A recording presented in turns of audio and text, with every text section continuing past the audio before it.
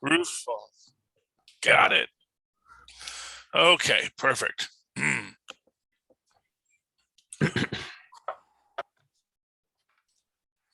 Avast me, hearties, and welcome once again to Full Stream Ahead. I am your captain, Charlie, the Professor Esser, and with me, as always, is my first mate and skinny rich friend. It's Mozz. Hey, Mozz, so glad to have you. Good to be here. In a world of capes and lunatics, gods and monsters, there are those who fight evil with only the bow they have in their hand. They are Hawkeye, and this is their story. Partners, am I right? Season 1, Episode 4. Secrets are revealed and hard truths emerge, culminating in a battle against two opposing forces.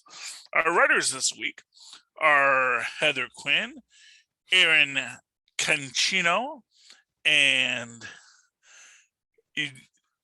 Jonathan Igla, who all are getting this created for television credit by, for some reason, which is weird, but let's just double check this. Our director, of course, is Bert with Birdie. Bert and Birdie. As Bert and Birdie. Man, that's like the two great tastes that taste great together. They're the chocolate and peanut butter of television direction. Again, as I said, Heather Quinn, Aaron Cancino have writing credits, though it doesn't say what they did, although Jonathan Igla gets that created by for television. Stanley, Don Heck, they get that Hawkeye character. Our executive story editor this week is Tanner Bean, along with fellow executive story editor Katrina Matthewson. Jonathan Igla, not only did he create the whole thing, but he's also the head writer this week because, hardest working man in show business. Yeah, so this episode, my friend, it is a thing. We, of course, had opened up with our good friend Jacques with his sword at Hawkeye's throat. And this devolves into a little thing where Eleanor comes in and she's like, "Why is there an Avenger in my living room?" "Want." And Jack says, "Oh, is that who this is?" I am sorry. There is so much with Jacques' character where it is like, we can tell you're faking. Right.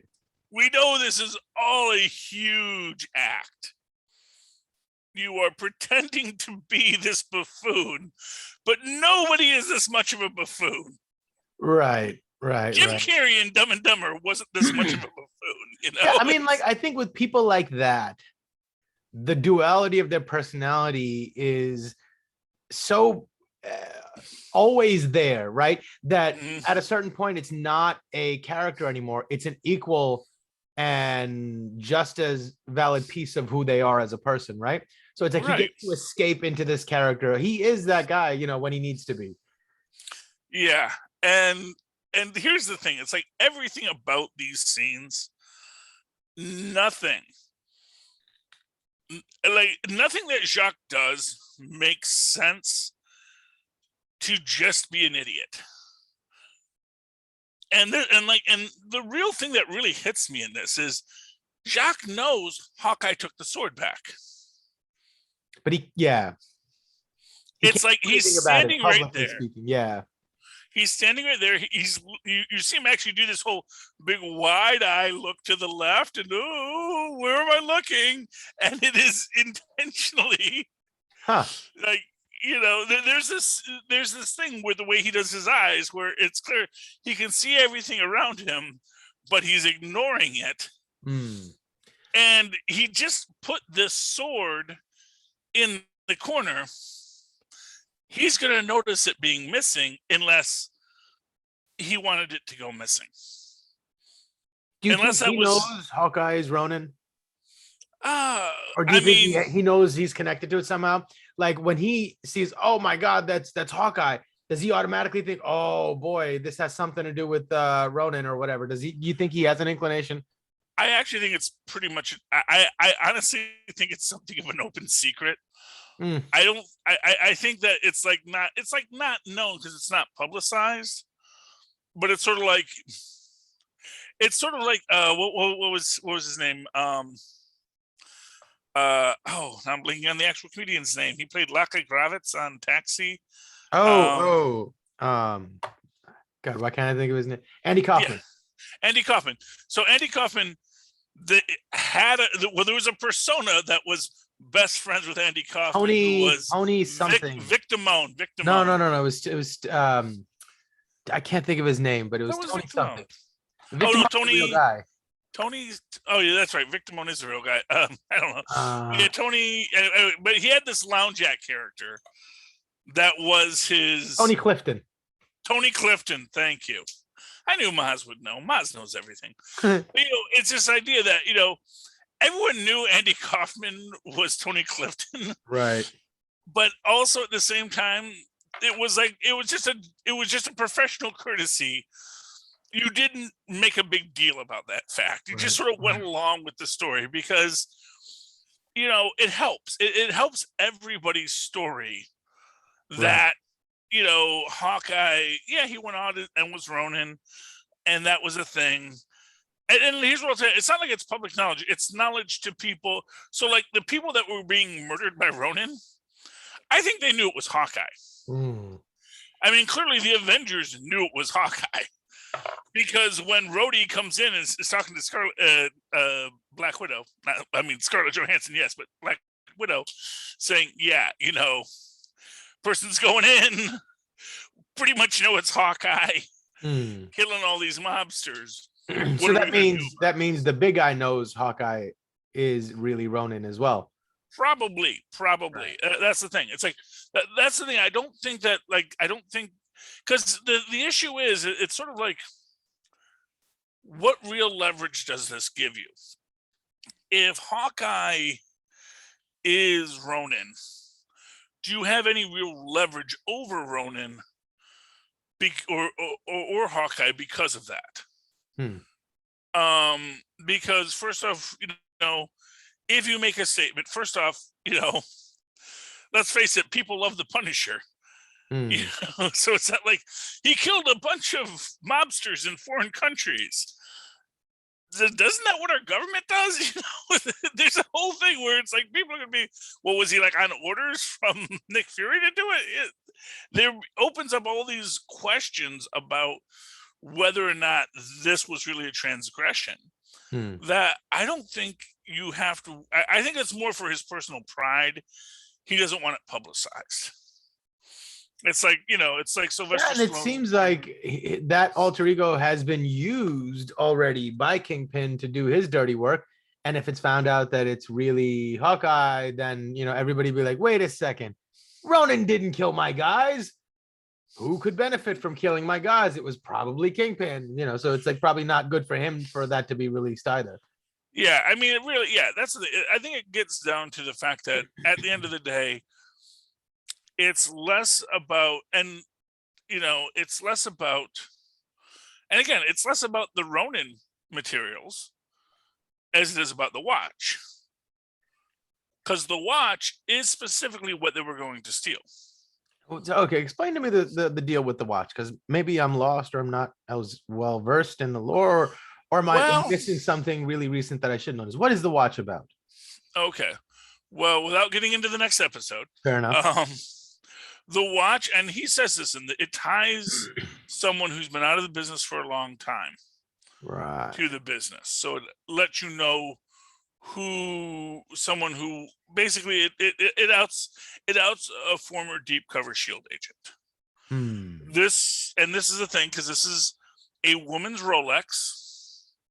But you can tell by the way, and I didn't catch it at first, but if you look up women's Rolexes, you'll see that there's a very big difference. At least there were for the period of Rolex this was. It's probably a little different now but men's Rolexes always had a very big dial. Back in 70s, 80s, 90s, and that was what made it a Rolex. But of course, you had to make women's Rolexes for rich women. And so they would taper the dial off, and it would be a thinner band because women tend to have thinner wrists than men. And of course, when you're a man, you want to have a big watch to show how big you are. Have you seen how big my watch is? And that's the idea here. So it is a woman's watch. And as we also see in this, because there is a tracer in it, there is some sort of technological component about this watch that that it has some sort of information that ties back to whoever this watch belongs to. So whoever had it did not have the wherewithal to put it in some sort of a radio wave blocking container or something. Well, it probably was at one point. It probably was at Avengers Compound. No, well, fair enough, but it just seems to me that it was the same dummies who tried to steal it then that probably got their hands on it finally. Well, I mean, yeah, because we saw the Tracksuit Mafia got it the first episode. Oh, right. Okay, fair enough. Right. So it's like they're yeah. Yeah. When it's in Maya's apartment, it's because Maya had it, Maya stole it, Maya got it, because that's what they were looking for. That's something the boss wanted. And, arguably because obviously this is someone that Clint knows and is very close to, that this might be leverage over Ronin. This might be a leverage over Clint more than just the fact that he was Ronin is leverage over him. Because let's face it, he's already saved the world twice. Quite frankly, a few dead mobsters is not going. Sort of like what was I want to say it was Star Trek 3, the one with the whales. Where he's okay. Well, you didn't see the one with the whales? Oh wow. Okay. Anyway, so it's the one where they go back in time in the stolen Klingon ship, and because the aliens are attacking Earth, and the aliens want to talk to whales because reasons. Because it's Star Trek. Star Trek was big for like things like that, and at the very end, they're like, okay, because you violated all these rules and violated the Temporal Prime Directive and did all these things you're not supposed to do, we are demoting you to the rank of captain. Because he was an admiral. And it's like, oh, I guess what a horrible fate for me to be a captain again. That's funny. Yeah, and that's sort of, I think, what Clint would get. It's like, well, you are now we demote you down to Agent of S.H.I.E.L.D. Right. Clint Barton. Let that be a lesson to you. Man, I didn't want to do any of it. I don't want to be an agent of nothing anymore. You can have it. Yeah, exactly. It's like we hereby order you to live on your farm with your family for the rest of your life. Oh, shucks. Yes. So that's basically I think that's sort of the idea there. But obviously whatever is in the watch is important. And it's dangerous, and it's something that people are worried about. Because even Warren makes the point that Clint didn't know the watch was still around. Of course, Clint thought all this stuff was destroyed. That's the thing. It's like Clint thought, Thanos put up the compound. Didn't everything just get destroyed? And it's like, no, Clint. People took that stuff and they're selling it. You should probably assume everything that you didn't want taken out of the S.H.I.E.L.D. compound was taken out of the S.H.I.E.L.D. compound or the Avengers compound, So do you think it was taken out of the compound by the government? Like not S.H.I.E.L.D., but by the government? No, it was taken out by damage control. Who is damage control? Is it the government or is it also S.H.I.E.L.D.? Damage control is a private organization funded by okay. So you meant it as like a proper noun, not a Yeah. Well, no, because we already met damage control in Spider-Man: Homecoming. That was the people who got the contracts to gather up all the super science after alien attacks. And the idea was that it was a private-public partnership between Stark Technologies and the federal government. I mentioned this, I think, in our first episode on this, that when, basically there's only a small group of people who are trained to work with alien technology, and they probably all work for Adrian Toomes. So essentially, that, having worked for Adrian Toomes is now actually something you put on your resume when you're applying for damage control, because you need someone that knows what they're doing. You don't need someone who's going to turn themselves into unstable molecules accidentally when they pick up the wrong device. And that's the thing. It is so some of these people were probably on the take, and not for nothing, probably a lot of people. Mozz, I don't want to shock you, but there may be people in the U.S. government who are on the take. Yes, I know. It's shocking. It's hard to believe. But when we think about a character like, the Contessa Allegra Valentina de Fontaine. I forget where the Valentina comes in there. It's the Contessa Valentina Allegra de Fontaine. She gets her hands dirty. And she gets her hands dirty in a lot of ways. And probably one of the ways she gets her hands dirty is dealing with various and sundry criminal organizations around the world that benefit the cause. When the U.S. invaded Italy in World War II, they worked with the mafia, because the mafia didn't like fascism either. So it's like, you know what? You help us get rid of the fascists. So they're helping Allegra de Fontaine acquire stolen alien or SHIELD or Avengers weapons that they can weaponize. Or Allegra is helping them by letting them acquire it, so that now they help her when she needs them. It's it's it feels to me like the tactical advantage to have a hand on the technology that the Avengers were using would be very beneficial for somebody in the government. So that's interesting. Yeah, that makes a lot of sense. I feel like they're working for her. I mean, if you remember that this is like this was the whole problem, that they'd get a super scientist who uncovered the secret of the universe, like Hank Pym, and then they'd suddenly go dark on them.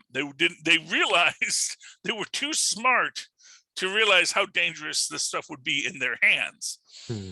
And so fortunately Tony Stark died, and they could sort of do a quick sweep out there. And and then you have the theory that Hank Pym's been replaced by a Skrull. And that's why he's given Hawkeye Pym tech. That's basically, there's a lot of hands and a lot of pockets right now. And that's where things are going to get interesting, I think. But in this episode, what do we really get here? We have the conversation at the table, and then the other big thing is when she goes to get the arrows and meets the LARPers, which I thought was kind of like, I don't know if they meant to play it off as like to throw you off, because the cop who finally says, yeah, we'll do it, she has a real suspicious air about her. As soon as she said she would do it, and being that she's so green, that Kate is so green, I thought it was intended to play off like, oh, Kate is getting hoodwinked right now. They're tricking her into thinking that they're going to help her, and she's gonna. And then they just turn out to be like nerds. So I was like, So then I'm wondering, it's like, did the actor overplay it, or were they trying to purposely throw us off?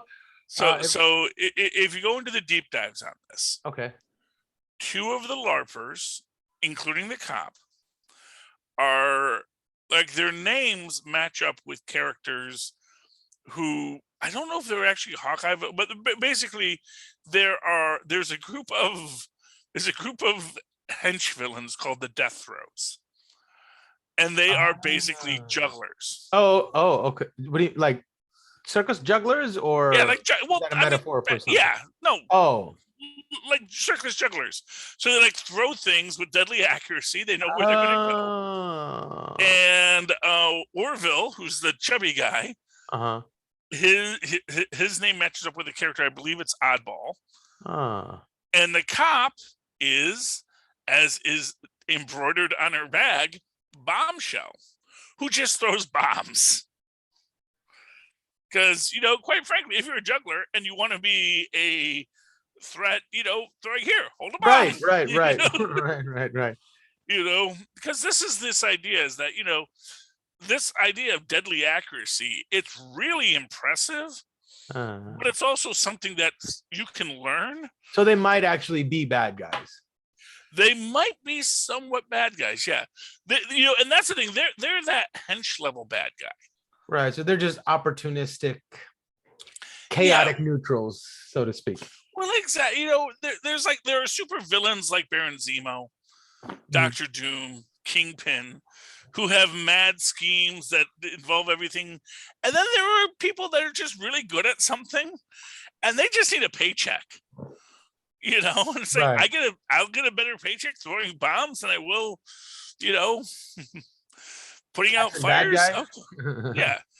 You get paid more to start a fire than to put out a fire. Well, then, maybe I can use my talents for that, And it doesn't make you a bad guy, arguably, although probably you kind of are, because you are not worrying about the consequences of your actions. But at the same time, you may just be someone who's trying to, make your way in this crazy world of superheroes. Yeah, trying to make their way in an imperfect world. How can we expect them to, get anything close to perfection? They're going to fall. They're going to make mistakes. Yeah, so that's something that's with them. But the LARPers are definitely an interesting group of people. And as pointed out, they are, these are cops, these are firefighters, these are people that actually do put themselves day to day in the line of fire. Maybe, and gee, a cop who's a little bit corrupt. I don't want to shock you, Mozz, but just as sometimes you will meet a corrupt politician, right? There may be a few cops in New York City who may be a little bit on the take. No. Yes. I mean, honestly, and within that entire concept, just the entire proposal, just a little bit of light evidence tampering. And just like, okay, yeah, no, sure, I do that all the time. And which should be your first red flag. Wait a minute, is this a good thing? That they're okay with evidence tampering. That this idea that, I can walk in there, I can grab your stuff, I can walk out. Would you like a key of cocaine while I'm in there? Would you like some extra octopus arms? Right. Really, got a lot of stuff locked up there. What do you need? But the LARPers are nice people, because arguably they are nice people. I want them to be nice people. Well, I think they are nice people. I don't think they're not genocidal. But are they going to worry about the fact that they're working for someone who's genocidal? Maybe not as much as they probably should. Right. Because not for nothing, they already work for the U.S. government. So, yeah, just a joke. We're much less genocidal than we used to be. Somewhat. Probably also debatable. Yeah, we're somewhat less genocidal. Yeah, I know. Hey, politics ruins everything, because it's like, oh yeah, that's right. The world is full of evil people, and we're the evil doppelganger universe. That's what I always say. It's like the reason why we make those evil universes and other things so comic bookly evil is because we can't imagine subtlety in what's going to be the evil. Like if we assume we're good, what are the evil people doing? And it's. But maybe the answer is that a certain level of ugliness is always required. A certain level of bureaucracy is always required when you're managing this many people making this many choices. You can make the argument. Yeah, I mean, you can. That's the thing, and that is the road to hell paved with good intentions idea in general. It's just like, you know what?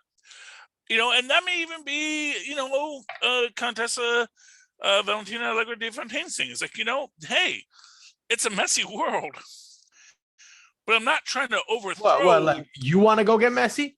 No, you don't, right? So sit down and let me deal with the mess. Yeah, do you want aliens invading? Do you want super soldiers? Right. Or do you want to be the one to go fight them? Oh, that's right. That you don't know how to do that? Okay, then let me do my job. Exactly. And to be fair, Nick Fury was the same way. Nick Fury greenlit Project Insight. He had questions about it and he had doubts about it, which is why he was lucky to have Captain America there. But the fact of the matter is, it wouldn't have gotten that far if he had really shut it down. Mm-hmm. If he had really, he had his doubts, he had his questions, but he said, well, but we'll do it. We'll use the atom bomb properly, right? Yeah. We're not just gonna decide to drop a second one just to see what happens. Yeah. Yeah. But that's the thing. That's politics and that's the world. So the fact that we end up with that reveal on the rooftop involving Allegra de Fontaine tells me that she's interested in former Avenger tech. Oh, well, I mean, not Allegra, but you mean Yelena. Yeah, right, Yelena, but she's working for. Yeah, but right. So it points to her involvement, the fact that Yelena is there, which tells me that she's the one behind trying to obtain all these event artifacts or that sort of thing. Yeah, and that it's an interesting question with what Yelena is doing there, because we see her. Because of course, this gets to them breaking in, and and just for fun, there's a nice little montage in the middle here where we do the Christmas, where Kate tries to do all the Christmas things that Hawkeye's missing, and he says, he can knock someone out with a quarter, and no, I think he said a penny. Oh no, you're right. He said a dime was too small. A nickel, or no, maybe. Yeah, he said you need a quarter, maybe a nickel. But it says, but a dime is too small, and I'd assume a penny's too small too. And really, I would imagine you really want a $50 with that. Although I feel like it'd be hard to throw because the technique he's using is more like a snap and a push. I don't know if a $50 would be huge. Yeah. I mean, but it's gonna have more half. Yeah, so you want to use it at a much shorter distance. Is what I would say. But yeah, so obviously it has to be in that sweet spot where a quarter is really the best. To have that kind of punch, Yeah. I would imagine nickels are good because nickels are very heavy and dense. Yep. But also very pinpoint, so you have a lot focused. So, So that's the thing you want to see. You want to see Hawkeye take out Ant-Man with a nickel. Oh, that would be cool. Where you see,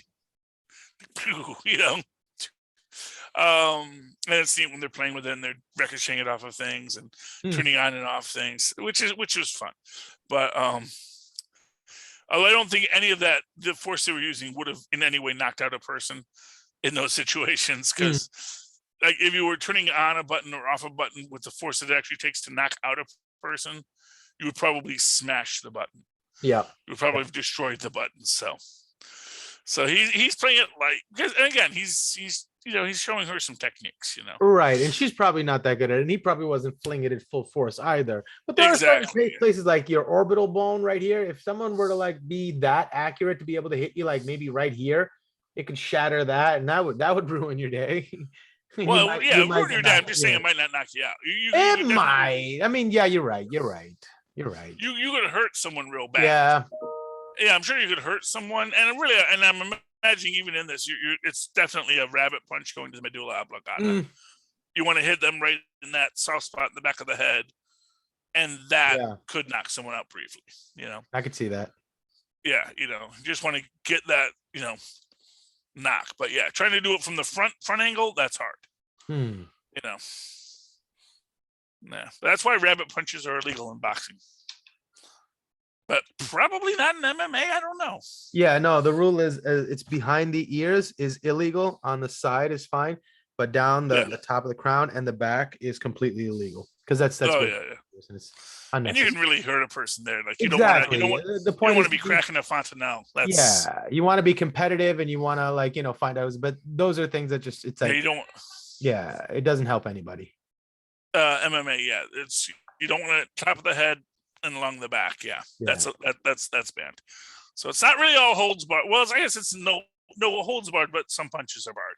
Yeah, some holds Oh, are barred too, like small joint manipulation is illegal. oh yeah, Like break fingers and whatnot. yeah, I don't think wrist locks are illegal though. yeah. I would imagine they wouldn't be. Yeah. Yeah. Can you do a scissor hold? What's a scissor hold? That's when you put your when you link your ankles instead of doing a figure four. Yeah, no, I And think that's totally legal. Yeah.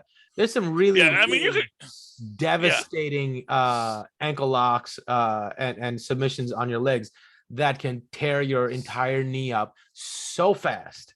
They're Oh yeah. really, Well, I mean, but they're allowed. yeah. I mean, the real trick with those is you get them around the abdomen. You can just stop. You can prevent someone from breathing. You can knock someone's wind out really easy with that. Oh, yeah. Well, Yeah.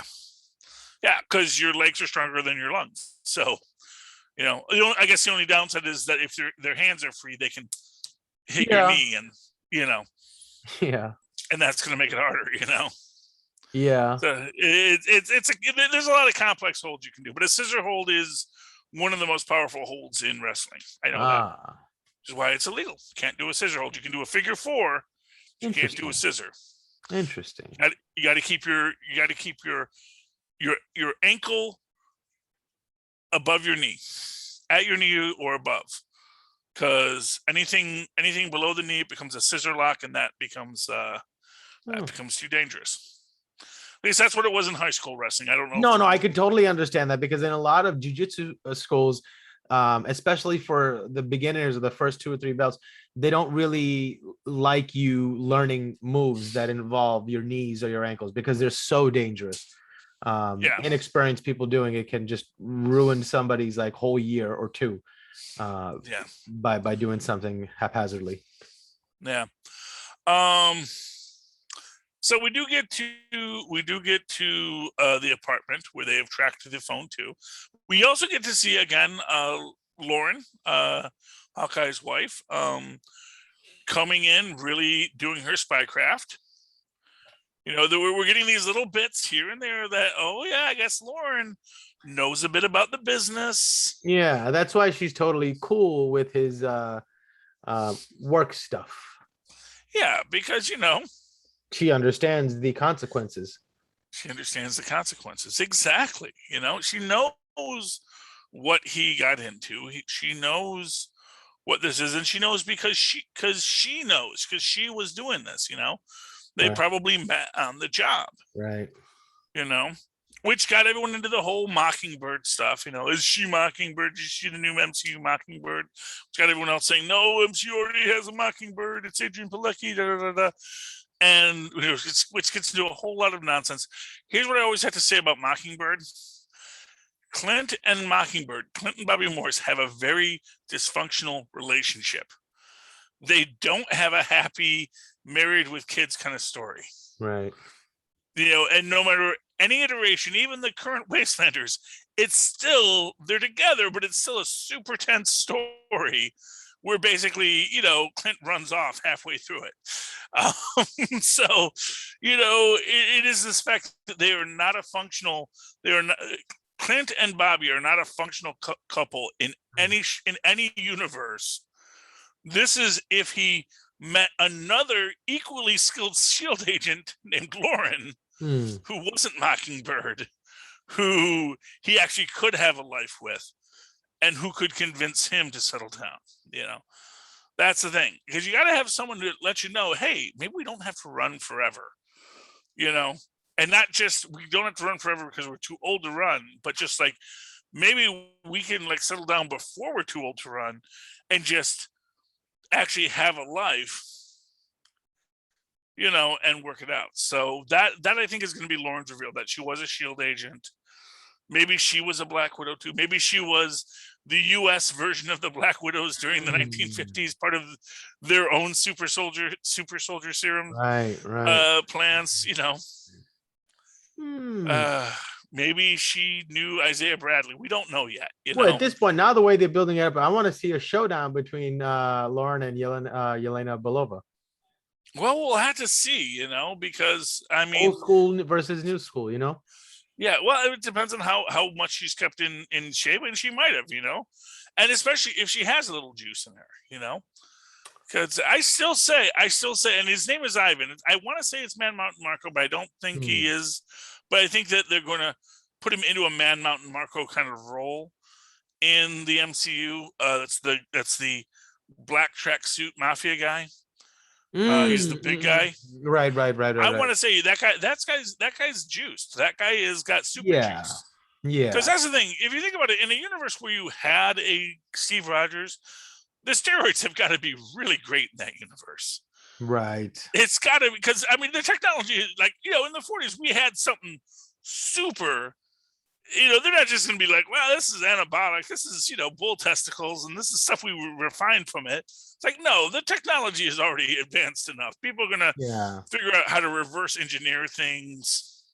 There's knowledge out there to get you to what gets you to a Luke Cage, quite frankly. No, Luke Cage got overcooked in the machine. Overcooked. It's been a long time since you watched Power Man, but yeah, or Luke Cage. Sorry, it's not called Power Man. It's called Luke Cage. Yes, although they do call him Power Man in it, which I always thought was cool. But yeah. So, I also thought it was cool that he admits to Kate that he is Ronin. Yeah, well, he says, during the blip. And it's interesting, like in their own way. Like at first she wants to bring it up. He's like, I don't want to talk about it. Yeah. Unless you want me to talk about it, right? And then he wants to talk about it, but he doesn't want to say that he wants to talk about it. And when she's quiet for 2 seconds, he just starts opening up. And I was like, look at him go, You know what? He's going through a lot right now. It was good for him that he got to let it out. That was really good for him. Mm-hmm. Yeah, and I agree. I mean, honestly, at the end of the day, he is going through, this is, the weight of all of this, where now he's got a freaking Robin showing up out of nowhere who just has to be his sidekick. And he's like, I don't need this. I really need to retire. I am too old for this, but my family is threatened. Because that's the thing. It's like, he's not worried about Ronin for himself. He's worried about what could get tied back to his family. Right. And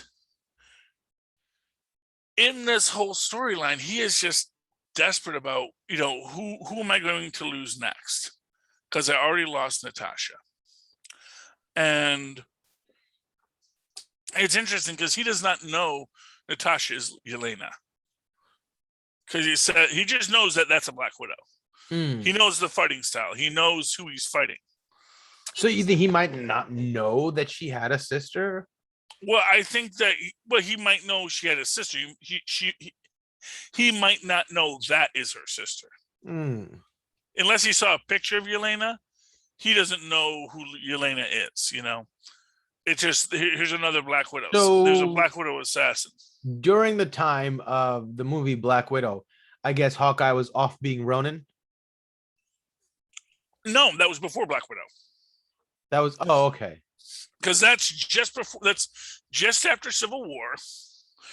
That is when Hawkeye, I want to say, is on house arrest.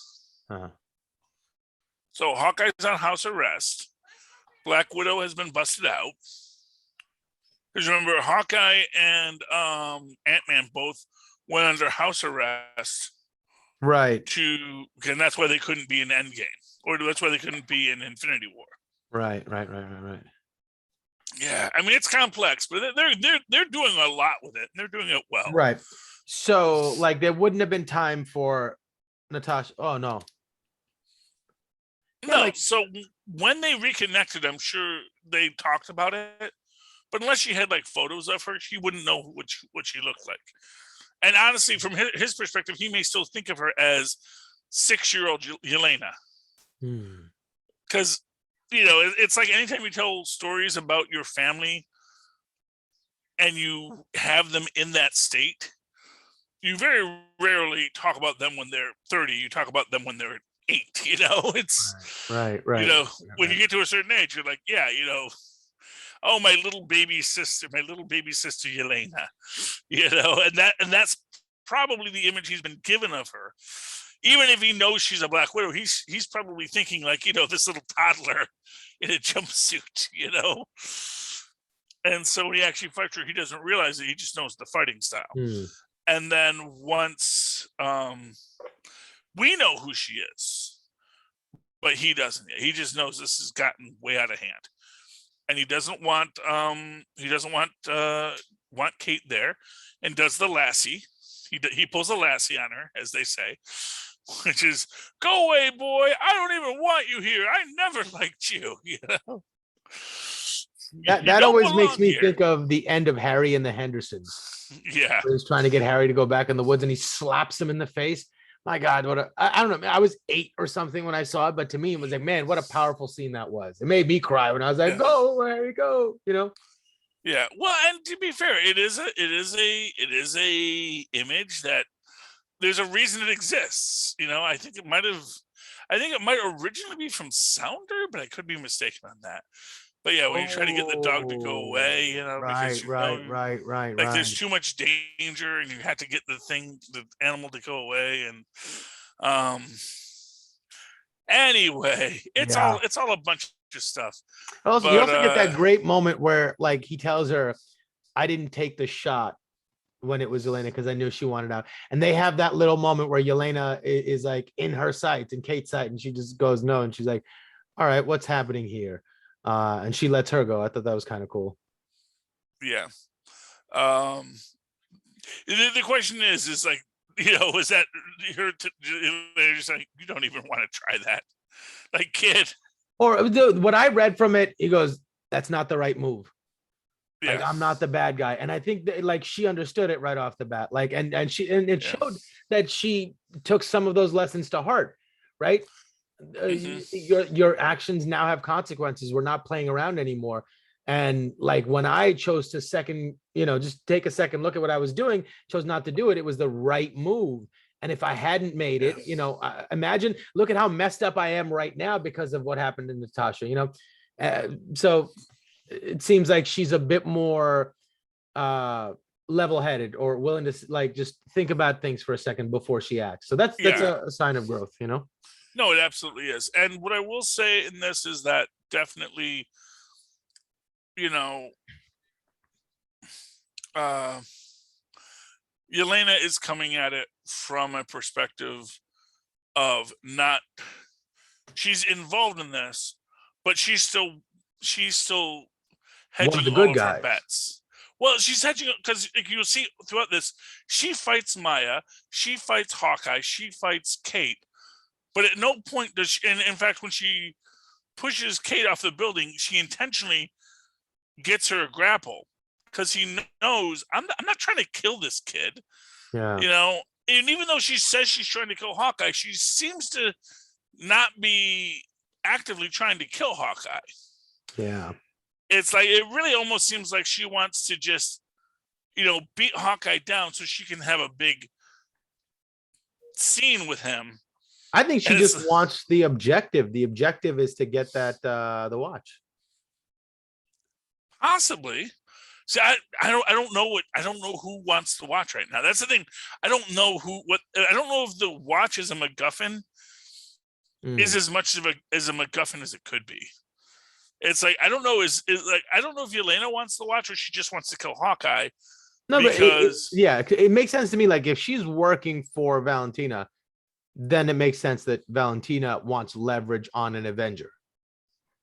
Yeah, but again, it's this question of, is it because Valentina wants the watch, or is it because she wants to get this person into this position? She wants to draft Hawkeye. Maybe, or maybe she wants to draft Kate.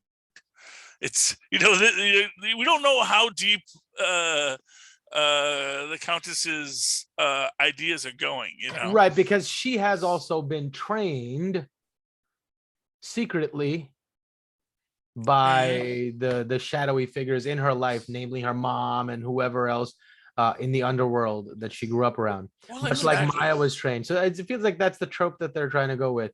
And it's an interesting thing, and it's interesting leading up to Secret Invasion, because that's where we actually first get the Secret Warriors, which was something from Fury's Files, which were a bunch of metahumans and superheroics, highly skilled people who weren't on anyone's radar yet.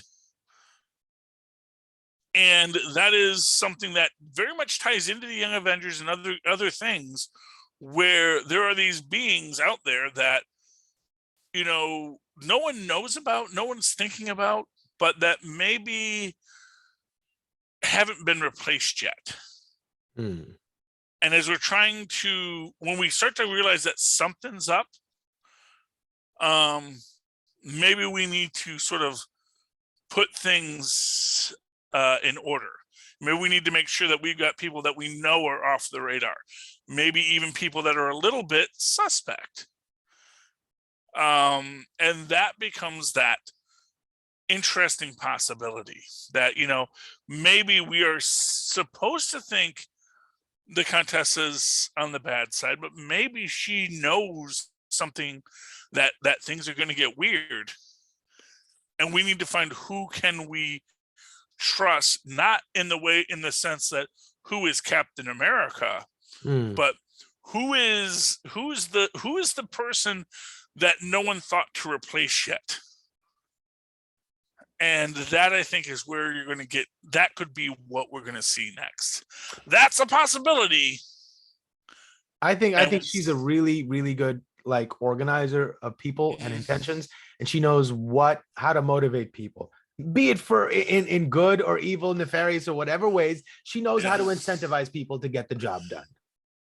I am so excited to see what they do with Julia Louis-Dreyfus in the future. She is just such a great actress and character, and I know they're going to do so much with that character. I can't wait. Where you're going to be like, oh, that is brilliant. And honestly, with all of the squeeing that I'm hearing right now about, I can't wait to see No Way Home. Yeah, I know nothing about it. It's all spoilers. It's all spoiler free, and I haven't seen it yet. And I'm intentionally avoiding spoilers because of that. I don't care what the end credit scene is. I don't care what this is.